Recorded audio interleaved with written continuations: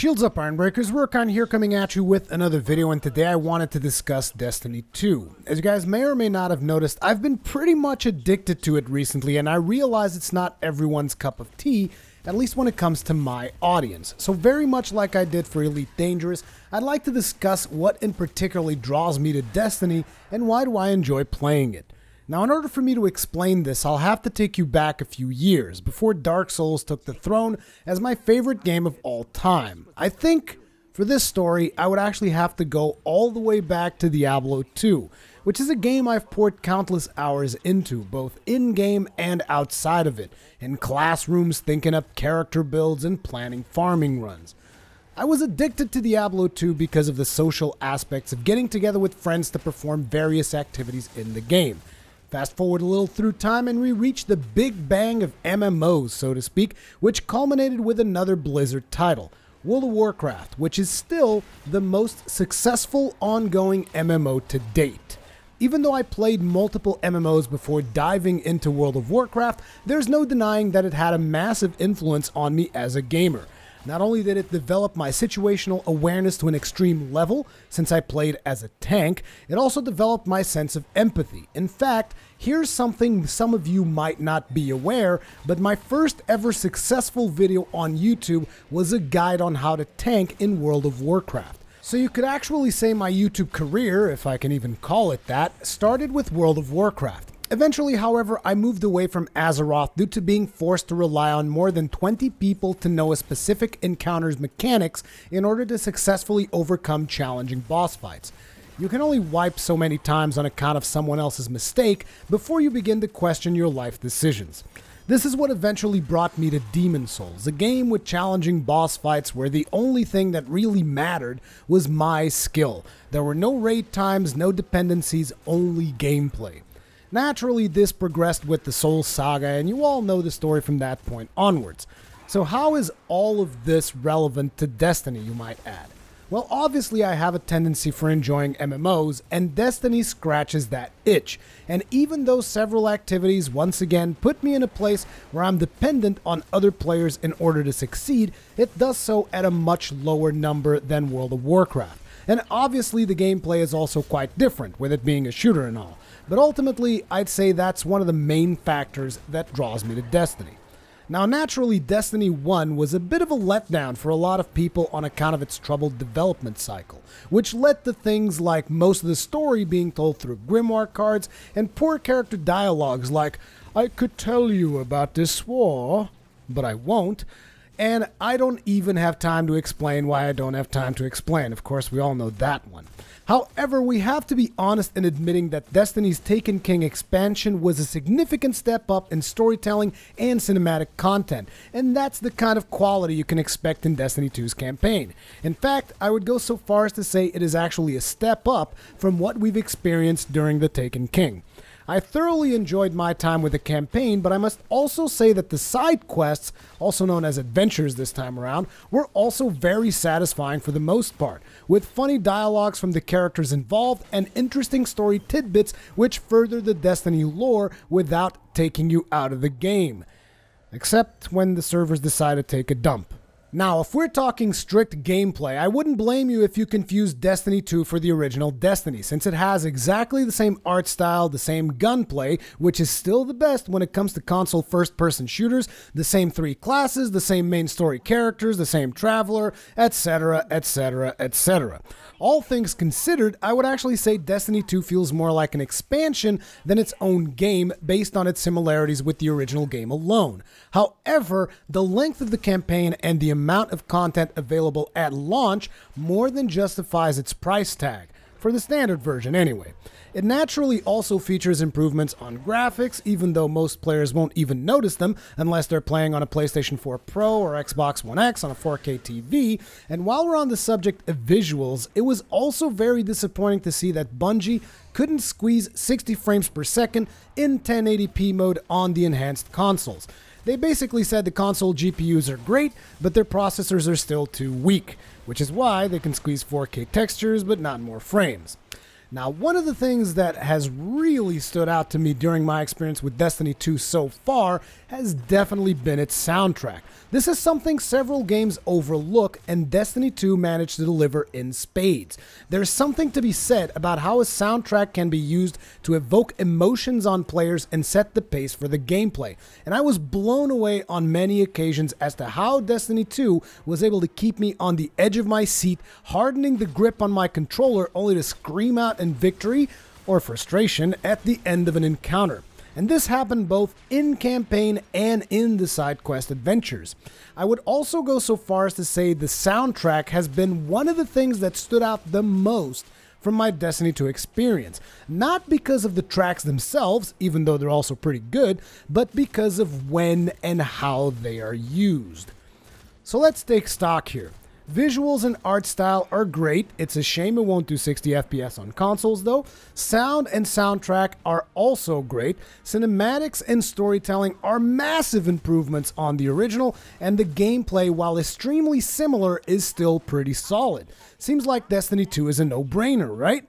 Well, before we get to that part, let's talk about its shortcomings. So naturally, as with any multiplayer game, it's had server issues since launch. Several players have barely been able to play the game, which is downright unacceptable, and many have suffered from disconnects in crucial moments which can cause players to lose progress in whatever activity they were performing.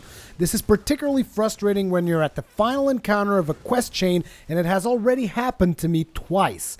And that's not where it ends with servers either. Destiny 2 supposedly uses some hybrid model that mixes cloud servers with peer-to-peer connections, and the end result is, in my opinion, pretty bad when it comes to PvP. Now, I'm not big into PvP, but unfortunately getting the best loot rewards also means dipping your toes into the crucible from time to time. And in my short sessions, I've not only seen players warp around multiple times, but you'll also experience multiple double KOs that, in my opinion, mostly originate from the peer-to-peer nature of the servers. This is nothing new to Destiny. It happened often in the original. The netcode compensation for the peer-to-peer seems to allow melee hits to strike your opponents even after you die, or their guns to shoot 3 more rounds before the game realizes they're actually dead, resulting in double KOs that would actually be funny if they weren't so damn frequent.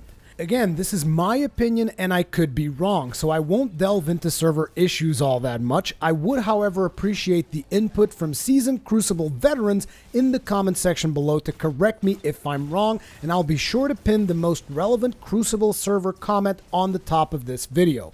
So if you want to know more, keep checking back and hopefully someone will have a better explanation than mine. Now let's talk about bright engrams, shall we? I hate the whole concept. End of story. Seriously, can we stop the loot crate garbage in video games sometime this century? Basically, bright engrams give you random cosmetic items like shaders, emblems, ships, sparrows, as well as random armor and weapon modifications, which do have gameplay implications. I think you get a couple of these during the campaign, but honestly I don't remember. Either way, beyond the potential ones you might get during the campaign, there's 3 ways to get bright engrams. The first and easiest way is to spend real money on a currency called silver, because of course there's a fake currency to get you invested in their messed up economy. And then you can use silver to buy bright engrams. With the cheapest possible option, you'll spend $5 on 500 silver, which can get you 3 bright engrams, which puts you at about $1.66 per bright engram. Naturally, the more silver you buy, the cheaper it gets, but you'll probably end up with leftover silver to incentivize you to buy more silver to get more bright engrams. The second way to get bright engrams is just to play the game. Once you reach the level cap of 20, you'll still be earning experience, but instead of leveling up every time you reach the threshold for the next level, you will be rewarded with a bright engram. And the third way involves dismantling some of the items that you get from bright engrams in order to get a third currency called bright dust, and I stopped giving a fuck about all these nonsensical fake currencies. I'll just open the bright engrams I get when I level up and not support systems that prey on players that are susceptible to gambling. Yes, I hate loot crates, and I honestly would rather they would straight up open up a cash shop and sell individual or bundled cosmetic items for real money and keep the random bright engrams as a reward for leveling up. At least that way I wouldn't feel like I'm getting ripped off in God knows how many different ways. Also bear in mind, some of the items modifications that you can get from bright engrams can straight up increase an item's power level by 5. And yes, you can still get these mods through other means in-game, but that's how the slippery slope begins. Still on the topic of cosmetics, let's talk about shaders, shall we? Oh yes, one of the most controversial topics in Destiny 2 isn't even how similar it is to the original game, it is actually how Bungie or Activision, whoever made the call, managed to take one of the best things about Destiny's cosmetics and completely destroy it. So in the original Destiny, you could use shaders to apply a paint job to your armor to make it look uniform, and naturally shaders had rarity, and players would actively hunt for shaders that would make them stand out. But the best part about shaders is that you didn't have to commit to any of them. They were permanent, and you could change them whenever you wanted to once you unlocked them. And it was great because hardly any Guardian looked like a circus clown with mismatched gear pieces, since shaders would make any armor set look good together. Now in Destiny 2, shaders are not only one-time consumables, but you also need a shader for every single piece of gear.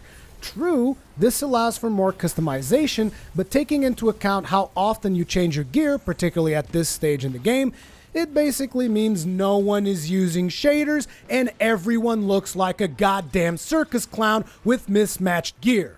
So yeah, thanks for that. Now at this point in the video you might be wondering, does the good outweigh the bad?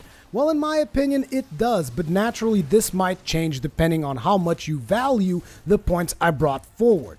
Personally, I still love the gameplay, and at the end of the day, that's what it's all about. And when it comes to that, Destiny 2 delivers. I enjoyed my time with the campaign as well as my time with the endgame so far. I think I must have clocked something in the vicinity of 40 hours at this point, and I still haven't gotten bored or felt forced to grind for things, but your mileage may vary depending on your personal goals. Thank you very much for watching. I would really appreciate your feedback and comments on this video in the comment section below. If you enjoyed it, always remember that hitting the like button is a big help. Consider subscribing so that you're always notified when there's a new video in the channel, and I'll see you in the next one.